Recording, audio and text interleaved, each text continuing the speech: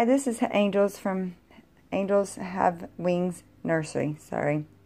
Everybody asked me why I started reborning. I did not watch videos. I didn't, nothing. I just picked up a paintbrush and started painting one day due to I lost a little boy back in 2016. His name was Michael.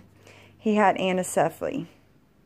I have a friend making a video, but I was called selfish for carrying him. They told me he wouldn't make it until birth. They said he would die pretty much way before he was even due. We just trotted on due to he had a heartbeat, and I don't believe in abortion. So I knew they only gave him about 15 minutes to live, but we just kept trucking on with, you know, every week visits.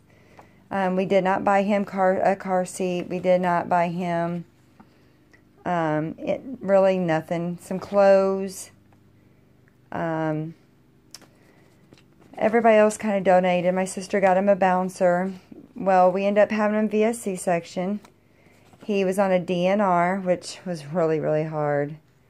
My sister-in-law at 35 weeks told me it's about time to plan a funeral, which should not ever have to plan a funeral before you even see your baby, more or less your child at all. But we did, and we were told he would make it 15 minutes at the most. He was born at 12/22, October 13th, Friday the 13th. We chose that day. Everybody thinks it's jinxed, but it's not. My miracle baby came. He weighed 6 pounds, 3 ounces, 21 inches long. He did not come out crying. The only thing they could do was blow by oxygen, and that was it. They finally got him screaming. Of course, he can't talk. He was a new baby. He had very large hands and feet. His brain came out of his forehead, not the top of his head, so he had tons and tons of hair. If you can see some of it in this picture. So, you can see here where we had to bandage it up. But finally, I took the bandage off because after seeing it, just taking it off every day, it kept bleeding. But we was in the hospital 4 days, and they begged me not to take him home. Said most people with anencephalie do not take their children home. I told them to teach me how to put a G-tube in, and I was taking my baby home, and I did. We took shifts, me and my husband.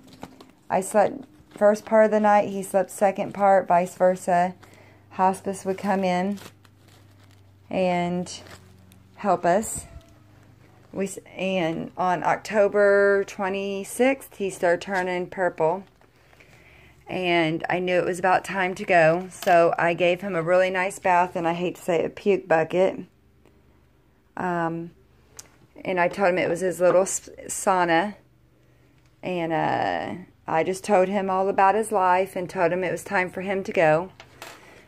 That was about 3:30. Well, everybody started coming over and seeing him because I started calling people. You just know when it's time that, you know, your loved one's getting ready to go. Sadly, I didn't want to give him up, but I told him it was okay to go. There was no reason hanging on. His brother and 2 sisters would be okay. He passed away at 5 o'clock peacefully on October 26th. Everybody asked me how I can paint reborns due to I lost a baby. Well, this is my inspiration. This little boy right here. His name's Michael David Brock, after his daddy. And that's why I paint. Because that little man right there, he'd be 12 years old this year. It's really hard on me this year. Some years I can get by with being okay, but this year is pretty bad. I've had to make a few customs that were pretty hard to make. I've done a lot of portrait babies of passed away babies.